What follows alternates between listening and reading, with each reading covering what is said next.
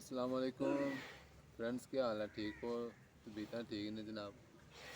ये सुबह सुबह का टाइम है, तो ये है अनार है, ये जामुन है, ये साथ मक्के हैं, ये साथ आपको नज़र आ रहा होगा ये अमरूद है। तो इनकी करने लगा हूँ मैं गोटी।